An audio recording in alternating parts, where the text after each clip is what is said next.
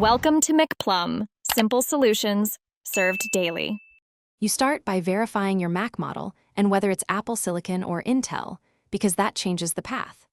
Once done, free at least 64 GB and make a time machine backup so you can revert if needed.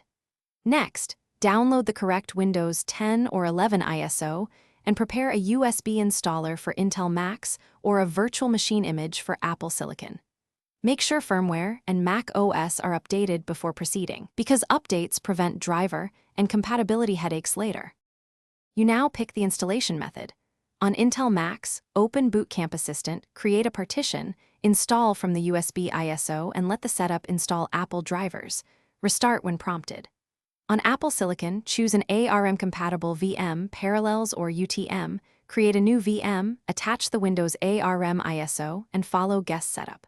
While configuring, allocate CPU cores, at least 8 GB RAM, and 64 GB disk to Windows.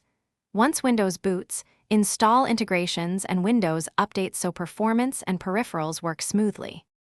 You finish by installing integration tools, Parallels tools for VMs or Boot Camp drivers for Intel, to enable shared folders, clipboard, and proper trackpad gestures.